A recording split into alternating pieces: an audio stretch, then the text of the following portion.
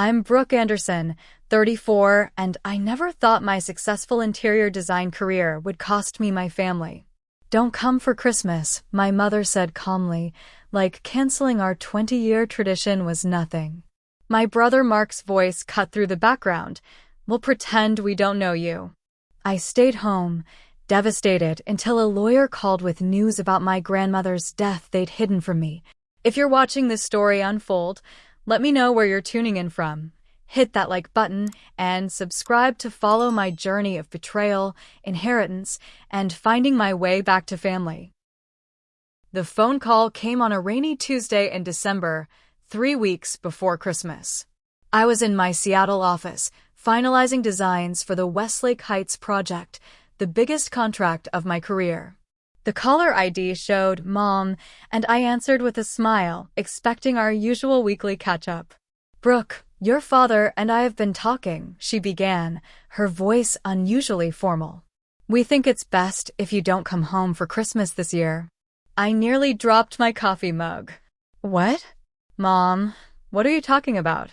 Given what you're doing to this town, it would be uncomfortable for everyone, she continued, as if discussing a minor schedule change. The neighbors might stop by, and frankly, we don't know what to tell them about you anymore. Before I could respond, I heard my brother Mark grab the phone. We'll pretend we don't know you, he added, his voice sharp with anger. It's better that way.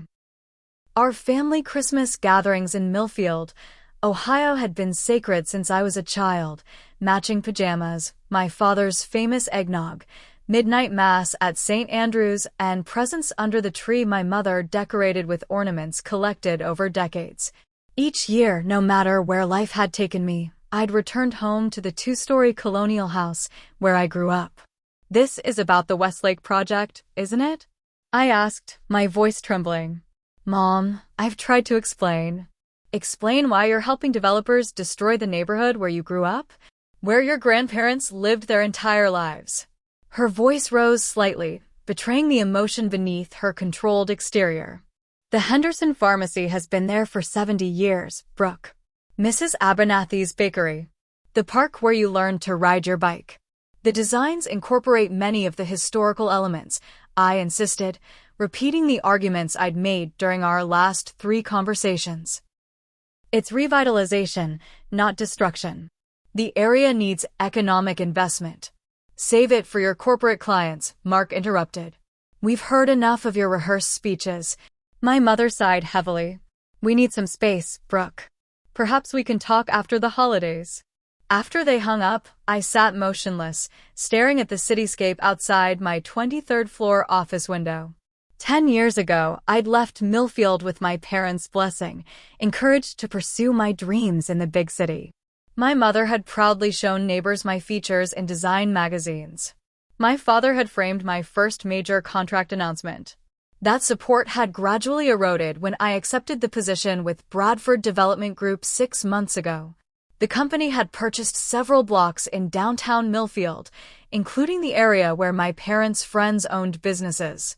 When I was assigned as lead designer for the project, I'd naively thought my family would be pleased. I could ensure the development maintained the town's character while bringing much-needed economic growth. Instead, they'd seen it as the ultimate betrayal. That evening, I canceled my flight home.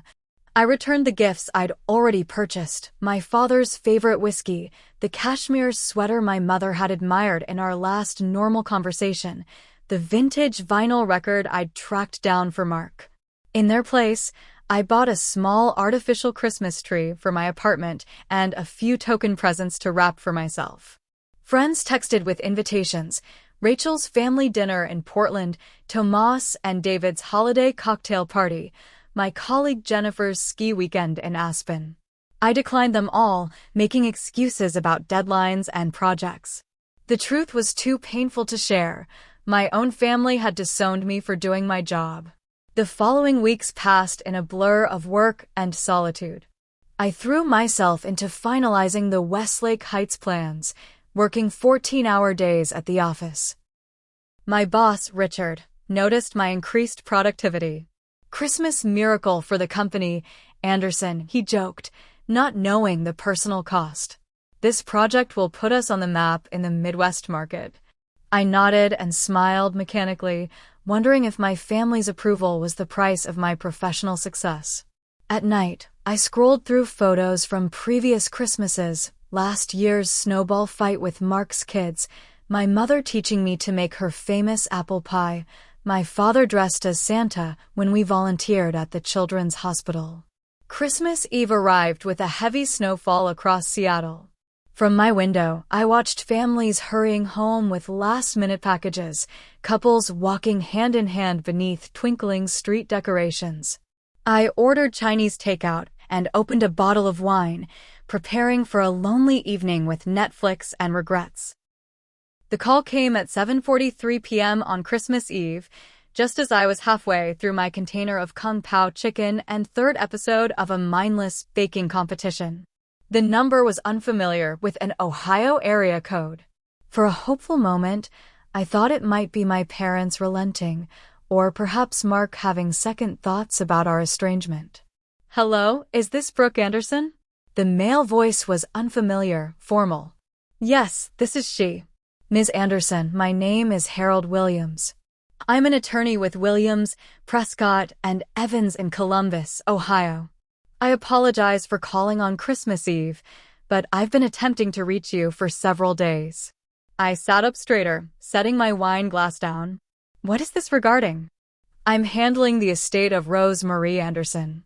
Your grandmother." My stomach dropped. "My grandmother? What do you mean, her estate? Is something wrong?" The silence on the other end stretched uncomfortably before Mr. Williams spoke again, his tone gentler. "MS. Anderson, I'm very sorry to inform you that your grandmother passed away 2 weeks ago. Given your family's situation, I assumed you were aware." The room seemed to tilt sideways. Grandma Rose, my mother's mother, the woman who'd taught me to sew, who'd encouraged my artistic talents, who sent me handwritten letters even after email became the norm, was gone. "No," I whispered. "Nobody told me." I heard papers shuffling on his end. "I see. That is unfortunate. In that case, I deeply regret delivering this news, especially today." Tears blurred my vision as the implications settled in. My family hadn't just uninvited me for Christmas, they deliberately kept me from my grandmother's funeral. I hadn't had the chance to say goodbye. "Why are you calling me?" I managed, wiping my eyes. "Ms. Anderson, your grandmother amended her will 3 months ago. She left specific instructions that I contact you directly regarding your inheritance." Inheritance. The word felt strange, distant. "Yes. Rose Marie left you her vacation property on Lake Michigan, the family summer home, along with a significant financial bequest. The rest of her estate was divided among your parents and brother, but she was explicit about the lake house going to you. My grandmother's summer cottage had been our family's gathering place for generations. Every August of my childhood had been spent there, swimming in the lake, roasting marshmallows, watching stars from the wide porch that wrapped around the century-old structure. There's something else you should know," Mr. Williams continued. "Your family contested the will immediately after the reading.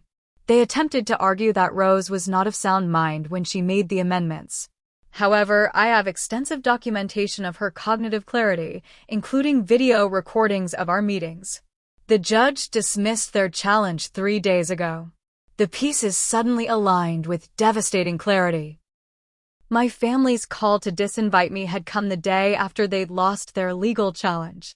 They knew," I said, my voice hollow. "When they told me not to come home, they already knew Grandma had died and left me the lake house." "I'm afraid so, Ms. Anderson. The notification about their contest of the will would have been sent to your Seattle address." I found the unopened certified letter in my stack of mail the next morning. I'd been too busy with work to sort through it properly. "There is one condition to your inheritance," Mr. Williams added. "The property cannot be sold for 5 years from the date of your grandmother's passing." She was quite insistent about this clause. After ending the call, I spent hours online, finding my grandmother's obituary in the Millfield Gazette. The funeral had been held at St. Andrew's, the church where she'd sung in the choir for 50 years. The reception was at my parents' house. In the published photos, I saw my mother accepting condolences, my father standing stoically beside her, Mark with his arm around his wife. The entire extended family was there, cousins from Chicago, my aunt from Florida. Everyone except me. I called my mother repeatedly that night, but each call went straight to voicemail. I finally sent a text message. "I know about Grandma Rose. I know you didn't tell me. How could you?" The response came an hour later, a single line. "Harold Williams shouldn't have contacted you until after the holidays." Not an explanation. Not an apology. Just anger that I discovered their secret too soon. Christmas morning dawned bright and cold in Seattle.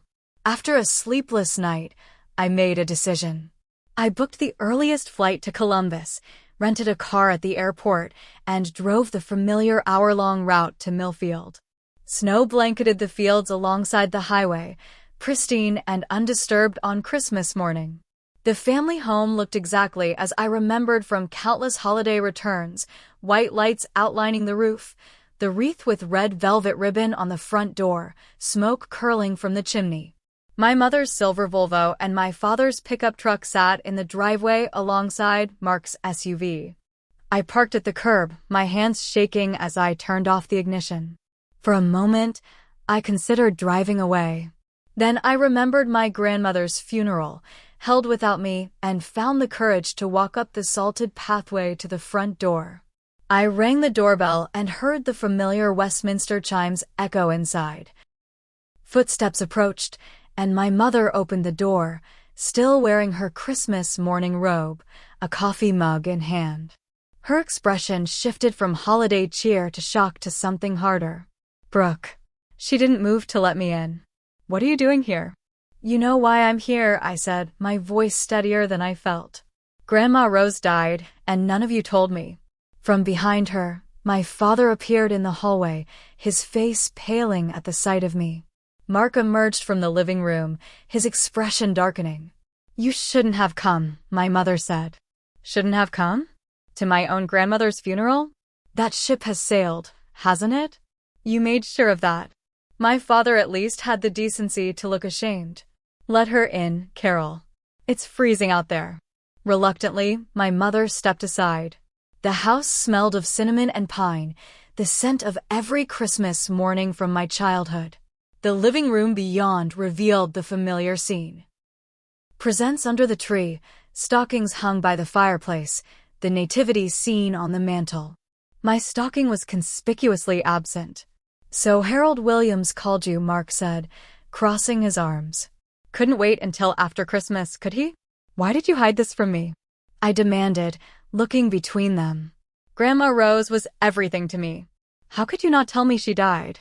The same way you didn't tell us you were working with the developers trying to bulldoze half the town," Mark shot back. "Including Grandma's old house. That's not what's happening, and you know it." "We know exactly what's happening," my mother interrupted. "Your grandmother would have been heartbroken to see what you're doing. Maybe it's better she didn't live to see it." The accusation stung like a physical blow. "Is that why she left me the lake house? Because she was so disappointed in me?" A flicker of something, surprise, perhaps, crossed my mother's face before she composed herself. Rose wasn't thinking clearly in her final months. "That's not what the judge said," I countered. "Mr. Williams told me about your challenge to the will." My father sighed heavily, running a hand through his silver hair. "Brooke, you have to understand. That house has been in the family for generations. And it still is. I'm family, aren't I? Or did you disown me completely when I took this job?" "You abandoned us," Mark said, stepping closer. "You chose those developers over your own family, over the town that raised you. Did you think there wouldn't be consequences?" I turned to my mother, searching for any softness in her expression. "Mom, my work with Bradford doesn't change who I am. I'm trying to make sure the development respects Millfield's history." "Your grandmother supported you," she said abruptly, interrupting my plea. "Even after you took that job. She defended you at the town meeting when everyone else was talking about how you'd sold out your hometown. This was news to me. She did. She kept saying you were just doing your job, that you'd make sure they did right by the town. My mother's laugh was bitter. She always did think you hung the moon, Brooke. Even when you disappointed the rest of us. So this is punishment? I asked, realization dawning. Taking away Christmas, hiding Grandma's death from me, it's all to punish me for my career choices? Don't be dramatic, my mother said. We simply didn't want to deal with this situation during the holidays. What situation, Mom? Me? I'm a situation now. Mark stepped forward, his expression dark. You manipulated Grandma into changing her will. We all know it. The accusation was so absurd I almost laughed. I didn't even know she changed her will. When would I have manipulated her? I haven't been back since Labor Day. Phone calls, he insisted. You were always her favorite. One sob story about how much you loved that lake house, and of course she changed her will. That's insane, I said, looking between them. I would never. We need that house, Brooke, my father said quietly, cutting through the argument. The hardware store isn't doing well. Property taxes keep going up. Mark's construction business is struggling with all the big companies moving in. The subtext became clear. They had planned to sell the lake house. My inheritance wasn't just about family history, it was about money. So that's it, I said, my voice hollow. This isn't about the development at all. It's about Grandma's money. Don't you dare, my mother snapped, color rising in her cheeks. Don't you dare make this about money when you're working for the very people destroying everything we care about. I'm trying to save what matters in that design. If you'd just listen. We've heard enough, she interrupted. You're not the daughter I raised. The Brooke I raised would never have betrayed her hometown for a paycheck. The words hit me like physical blows. I stepped back, feeling as though the floor had disappeared beneath me. I think you should go, my father said quietly, not meeting my eyes. Dad. Now, Brooke. As I turned to leave, Mark followed me to the door. Sign over the lake house, he said, his voice low. If you have any decency left, you'll sign it over to us. It's what Grandma wanted me to have, I said, tears streaming down my face. It's what we need, he countered. Outside, the perfect Christmas morning continued, oblivious to my collapsing world. As I reached my rental car, I heard the door open again. My mother emerged, carrying a cardboard box. Your things, she said, placing it on the front lawn rather than handing it to me. From your bedroom. We're converting it to a home office. Inside the box, I glimpsed childhood trophies, yearbooks, the quilt my grandmother had made for my 16th birthday. 34 years of belonging to this family, packed away in a single container. I drove back to Columbus in a daze, missed my return flight, and spent the night in an airport hotel. When I finally returned to my Seattle apartment the next evening, it felt more empty than before. The small Christmas tree I'd bought for myself a mockery of holiday spirit. I placed the box from my childhood bedroom in a corner and sat on my couch, surrounded by family photos I now questioned keeping on display. The week after Christmas brought a barrage of messages from my family. Not apologies or explanations, but demands. From Mark, the lake house has been in our family for generations. You need to do the right thing and sign it over. From my father, your mother is devastated. Please reconsider the property situation. From my mother, Harold Williams sent paperwork. We expect you to sign it promptly.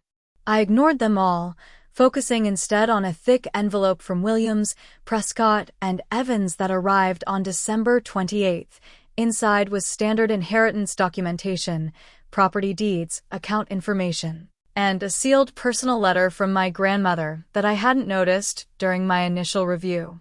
Grandma Rose's familiar handwriting covered 3 pages of her preferred cream stationery, dated just 2 months before her death. My dearest Brooke, if you're reading this, I've moved on to my next great adventure. Don't be sad for me at 89. I've had a wonderful run. I'm leaving you the lake house because, of all the family, you're the one who truly understands its value beyond dollars and cents. Your mother and Mark have been pressuring me to sell it for years. Your father, bless him, stays neutral, but I know where his loyalties lie. They'll be angry with me for this decision, and possibly with you. Stand your ground, my girl. That stubborn streak you got from me will serve you well. I've watched you build your career with such pride. When you joined Bradford Development, I admit I had concerns, especially when I learned they'd purchased property in Millfield. But unlike the others, I waited to hear your side. Our phone call in September convinced me you were trying to do right by our town while still honoring your professional commitments.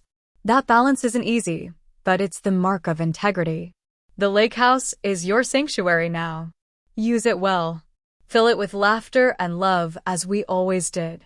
And remember, family is complicated, but blood runs deeper than temporary disagreements. They'll come around, Brooke. Your mother is stubborn too, and Mark follows her lead. Give them time to remember who you really are.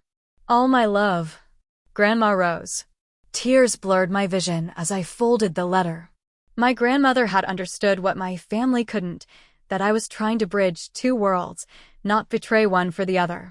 With renewed determination, I opened my laptop and began researching the Westlake Heights development more thoroughly than before. What I found disturbed me. Bradford's environmental impact assessments contained concerning discrepancies. Their community benefit promises in previous developments had rarely materialized. The preservation commitments, which I'd been proudly telling my family about, had convenient loopholes I hadn't noticed before. Had I been naive? The architectural plans I'd created genuinely preserved historical elements while modernizing the infrastructure. But would Bradford actually implement them as designed, or would economic shortcuts transform my vision into something unrecognizable? I dug deeper into Bradford's history, finding multiple lawsuits from communities where they developed properties. Pattern emerged. Promises made during approval processes mysteriously disappeared from final implementations. Historic facades preserved in renderings somehow deemed structurally unsound during construction and replaced with modern alternatives. A sick feeling grew in my stomach. My family's concerns weren't just small-town resistance to change, they were legitimate fears based on Bradford's track record. I called Mrs. Henderson, whose pharmacy stood at the center of the development zone. We'd played together when I was a child, making potions from colored water while my mother picked up prescriptions. "Brooke Anderson," she said when she answered, her voice cooling noticeably.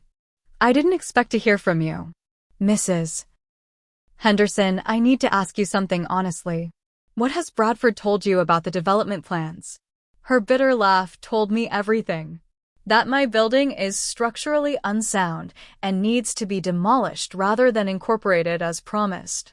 Funny how they discovered that after the city council approved the project. It was exactly as I feared. The presentations I'd been creating, the careful preservation of historic elements I'd designed, were never meant to be implemented. I was the friendly local face selling a false vision to my hometown. That night, I couldn't sleep. My professional reputation, my family relationships, my integrity, everything hung in the balance. The more I examined my position, the more I realized I'd been manipulated by Bradford as much as anyone. They'd hired me specifically because of my Millfield connections, using my credentials and hometown status to push through approvals. The final blow came the following day when a college friend still living in Millfield sent me a community Facebook post. My brother had shared information about my role in the development, claiming I'd sold out the town for a corner office and a six-figure salary. The comments were vicious, neighbors I'd known my entire life expressing their disappointment and anger. I'd lost my family and my hometown's respect. The question now was whether I could live with myself if I continued on this path. New Year's Day found me driving the familiar roads to Lake Michigan, the keys to my grandmother's summer house heavy in my pocket. 3 hours from Millfield, the lakeside community was sleepy in winter, most houses shuttered until summer. The Anderson family cottage, a generous term for the sprawling four-bedroom structure with its wide porches and dock, stood on a bluff overlooking the water. Inside, everything remained exactly as I remembered from our last family gathering the previous summer. Grandma Rose's collection of beach glass sparkled in glass jars along the windowsills. Family photos covered the walls, generations of Andersons at this same beach, the backdrop unchanging while the people aged, multiplied, evolved. I ran my fingers over the height markings on the kitchen doorframe, yearly measurements from my childhood, my initials carved alongside marks, our growth documented in pencil. In the living room, the ancient upright piano where Grandma had taught me to play Heart and Soul stood against the wall, sheet music still open to her favorite Chopin nocturne. This wasn't just property. It was physical memory, our family's history preserved in wood and glass and faded photographs. I spent the day wandering through rooms, rediscovering treasures, board games with missing pieces, novels with sand still marking forgotten pages, the collection of seashells I'd gathered at 12. In the attic, I found a stack of leather-bound journals, my grandmother's diaries dating back decades. That evening, wrapped in a quilt by the fireplace, I began reading them, starting with the most recent volume. Grandma Rose's elegant handwriting detailed her final years, including frank assessments of family dynamics. Her frustration with my mother's rigidity. Her concern about Mark's financial decisions. Her pride in my career achievements. And most surprisingly, her deliberate decision to leave me the lake house. Carol and Jeffrey want to sell, she'd written the previous April. They see only the property value, not the family treasure. Mark agrees he needs capital for his business expansion. Only Brooke understands what this place truly means. She alone remembers to ask about the stories, the history. The lake house must go to her. She'll preserve what matters. Later entries revealed the family pressure had intensified as her health declined. My mother had brought real estate listings to the hospital. Mark had discussed renovation costs versus sale profits at her bedside.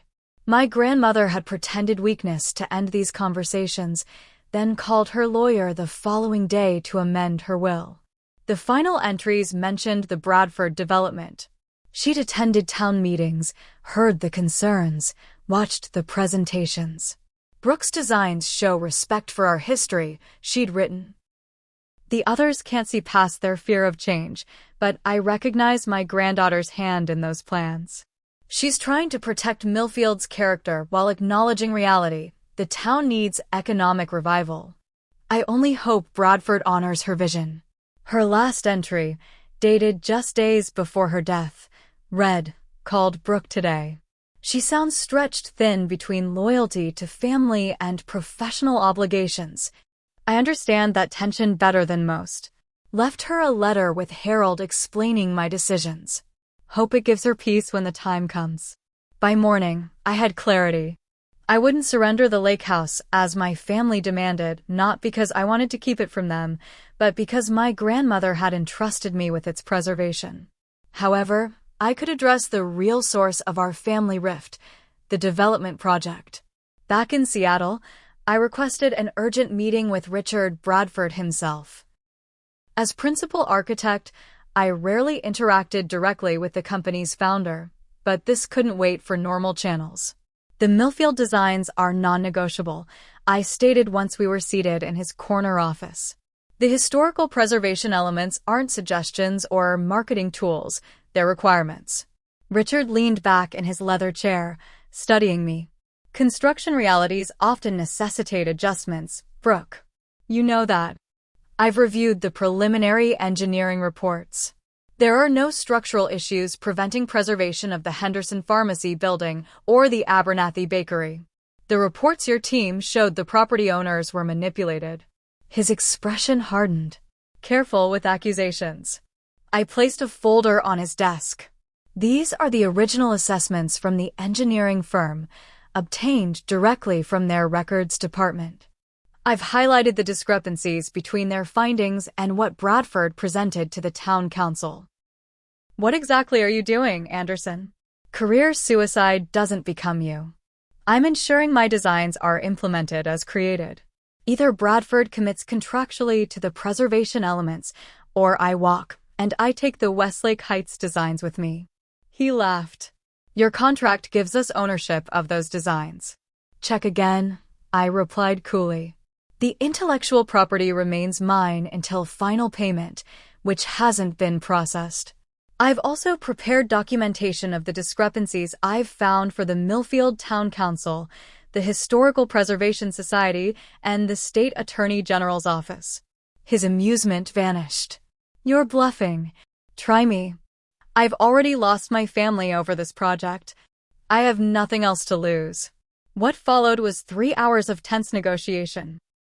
I brought in Jason Chin, my college roommate now working in sustainable urban development, who had helped me prepare an alternative approach that would actually save Bradford money in the long run through tax incentives and reduced legal exposure. By evening, we had reached a compromise. Bradford would implement my original preservation designs, work with Jason's firm on sustainability elements, and sign legally binding commitments with financial penalties for noncompliance. In exchange, I would continue as lead architect and publicly support the revised project. Your family problems aren't my concern, Richard said as we concluded. But fix this mess before it affects my business further. It wasn't an ethical awakening on Bradford's part, just practical business sense once I'd demonstrated the legal and public relations risks of their original approach. Nevertheless, it was a victory for Millfield's historical district. That night, I texted my mother, we need to talk. Not about the lake house, about Westlake Heights. I have information you should hear. Neutral territory, Maggie's Diner, this Saturday at 2 p.m. Her reply came hours later, a single word, fine. Maggie's Diner hadn't changed since my childhood, the same vinyl booths, the same farmhouse decor, even the same waitresses who'd been serving pie and coffee to Millfield residents for decades. I arrived early, claiming a corner booth and ordering coffee to calm my nerves. My parents entered first, my father holding the door for my mother as he had for 40 years of marriage. They spotted me immediately but paused at the entrance, as if reconsidering their decision to come. Finally, they approached, sliding into the booth across from me without removing their winter coats, a clear sign they didn't plan to stay long. Mark arrived moments later, his expression stormy as he pulled a chair to the end of the table rather than sitting beside me. Thank you for coming, I began, fighting to keep my voice steady. Let's get this over with, Mark replied.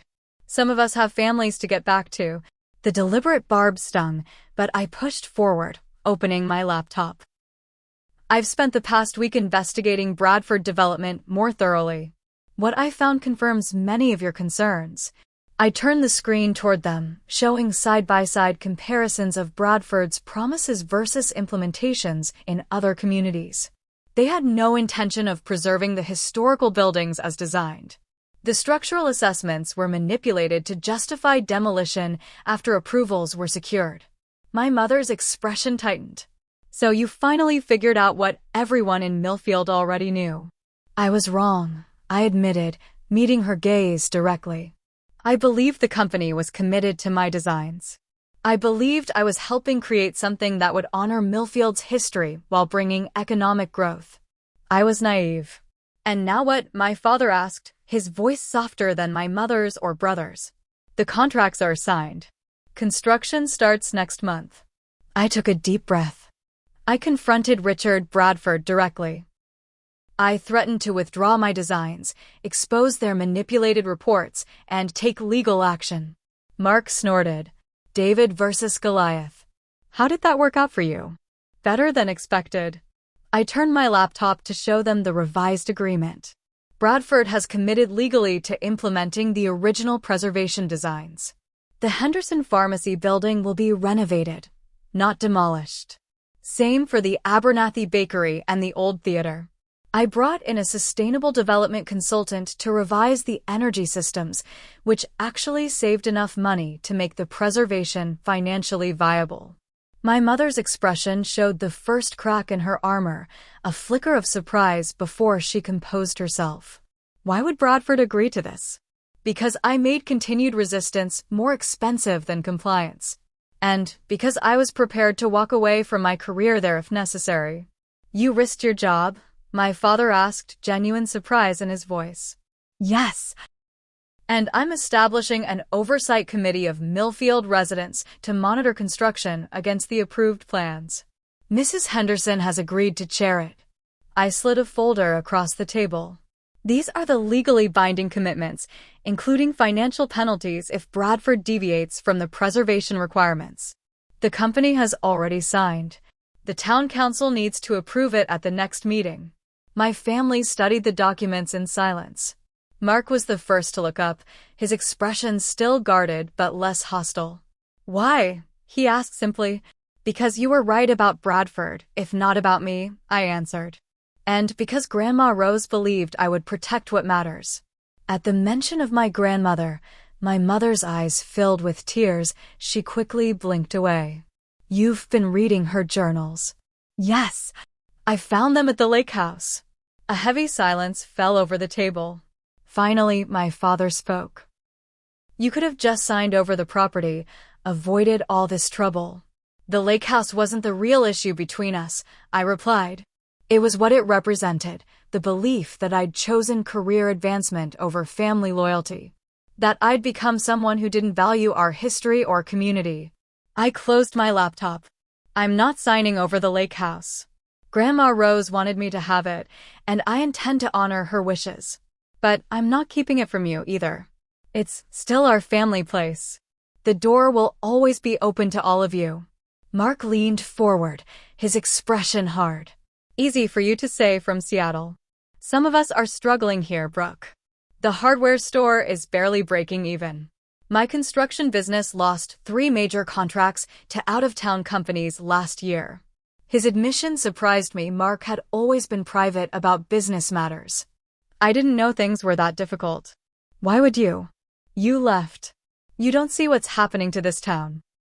Stores closing, young people leaving, nothing but dollar stores and chain restaurants moving in. The revised development plan includes affordable commercial space for local businesses, I said, turning to the relevant section in the agreement. Bradford will offer below-market rent to existing Millfield businesses displaced by construction, with 5-year lease guarantees. My father leaned forward to examine the document, his expression thoughtful. This would make a significant difference for the hardware store. And there's a local contractor requirement, I added, looking at Mark. 30% of construction must be awarded to Millfield-based companies. For the first time, I saw my brother's defensive posture relax slightly. You actually thought about us in all this. Of course I did. You're my family. My mother, who had remained silent through this exchange, finally spoke. Why didn't you tell us you were doing this? Why let us believe you were just Bradford's puppet? I tried, Mom. Every time I called, you shut down the conversation. You'd already decided who I was and what I stood for. And the lake house, she asked, her voice softer now. What are your plans for it? To keep it in the family, as Grandma wanted. I'm establishing a trust that ensures it remains available to all of us. After the required 5-year holding period, the trust will prevent any future sale unless all family members agree. I could see the calculations happening behind my mother's eyes, the realization that I wasn't their enemy, that I'd fought for Millfield in my own way. I've also accepted a position with Bradford's new regional office, I added. I'll be relocating to Columbus. Close enough to oversee the Millfield project personally and to visit the lake house regularly. You're moving back to Ohio? My father asked, surprise evident in his voice. The distance hasn't been good for any of us, I said simply. We talked for 2 more hours, the conversation gradually shifting from tense negotiation to cautious reconnection. My mother admitted she'd been devastated by Grandma Rose's death, her grief magnifying her anger about the development. My father confessed his fears about the hardware store's future, the business his father had started 60 years ago. Mark finally explained that his hostility stemmed partly from embarrassment. His construction company had actually bid on the Bradford project but been rejected as too small. As afternoon faded into evening, Maggie herself brought over pie and fresh coffee. "On the house," she said with a wink. "Good to see the Andersons together again." The reconciliation wasn't complete. Too many harsh words had been exchanged, too many wounds inflicted. But as we left the diner, my mother surprised me with a brief, awkward hug. "Your grandmother would be proud," she whispered before quickly pulling away. It wasn't forgiveness, not entirely. But it was a beginning. Valentine's Day arrived with a snowstorm that blanketed the Lake Michigan shoreline in pristine white. I'd spent the previous week preparing the summer house for winter occupancy, having the ancient furnace serviced and the plumbing insulated. Now, as I built a fire in the great room fireplace, I wondered if my family would actually come. The invitation had been sent 3 weeks earlier, a family dinner at the lake house, neutral territory for our still fragile reconnection. My mother had responded with characteristic brevity, "We'll be there." No indication of enthusiasm or reluctance, just a statement of fact. The sound of tires on the gravel driveway pulled me from my thoughts. Through the front windows, I watched my parents' car pull up, followed minutes later by Mark's SUV with his wife and children. The knot in my stomach tightened as I opened the front door. They entered cautiously, like visitors to a museum rather than family returning to a familiar place. My niece and nephew broke the tension, running to the window seat that overlooked the frozen lake. "Can we go sledding on the dunes?" 8-year-old Emma asked, pressing her face against the glass. After dinner, Mark answered, his voice softer than I'd heard it in months. "If your Aunt Brooke has sleds in the garage." "Under the stairs," I said, smiling at the children. "Right where they've always been." My mother moved through the room slowly, running her hand over furniture, adjusting picture frames, checking cupboards. This had been her mother's domain, and I could see the memories playing across her face with each familiar object she encountered. In the kitchen, as I prepared dinner, she finally approached me directly. "You've kept everything the same." "It didn't need changing," I replied, chopping vegetables for the salad. "This place is perfect as it is." She nodded, then hesitantly picked up a knife to help. We worked in silence for several minutes before she spoke again. "Losing Mom hit me harder than I expected," she said, her voice barely above a whisper. "I was angry at everyone, everything. You were an easy target." It was the closest thing to an apology I'd received. "I understand, Mom. Grief does strange things to us. That doesn't excuse how we treated you." She kept her eyes on the cutting board.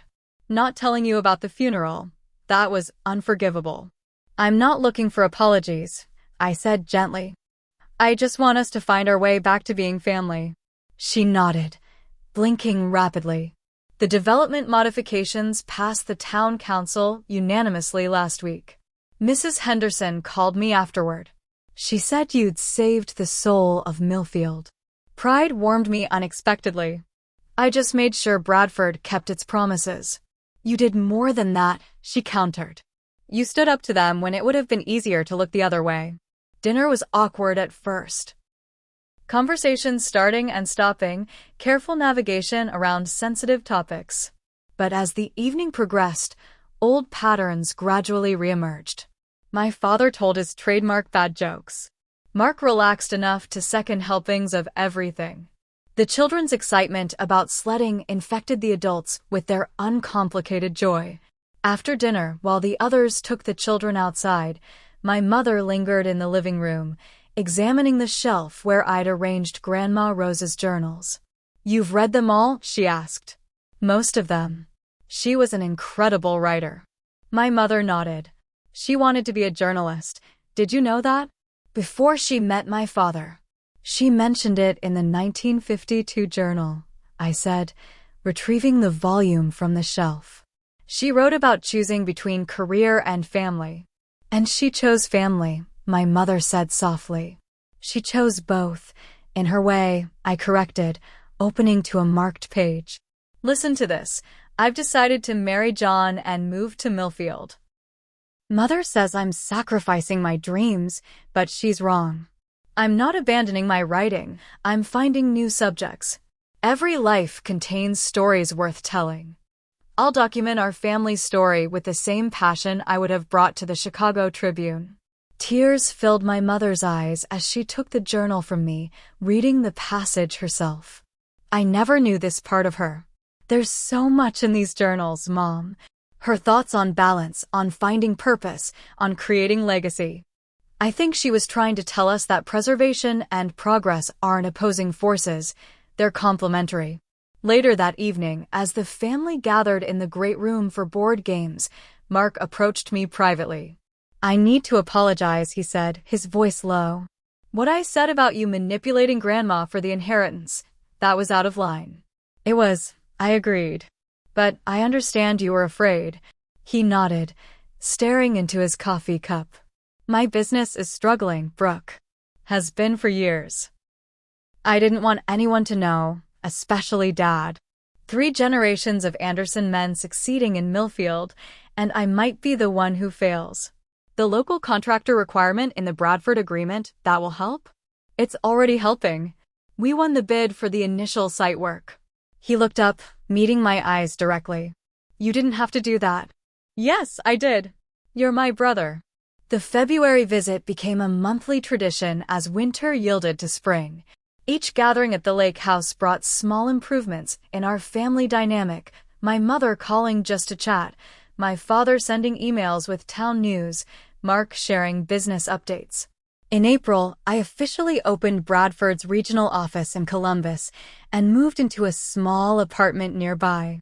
The Millfield development broke ground with a ceremony where I stood alongside Mrs. Henderson and other business owners, all cautiously optimistic about the revised plans.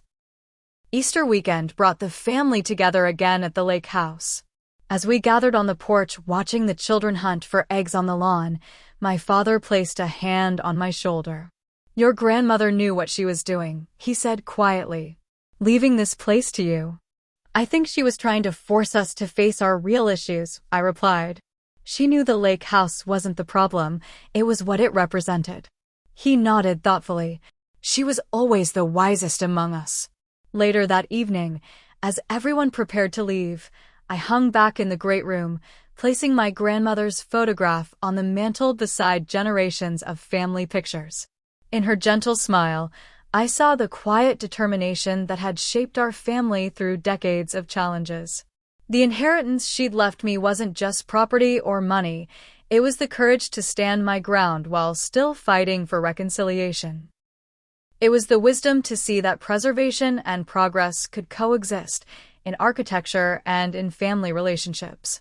It was the understanding that the deepest conflicts often mask simple fears of change, of failure, of loss.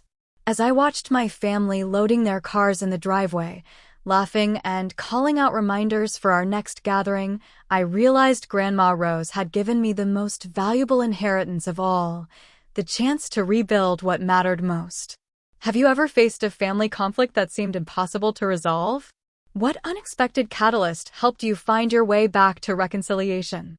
I'd love to hear your stories in the comments below.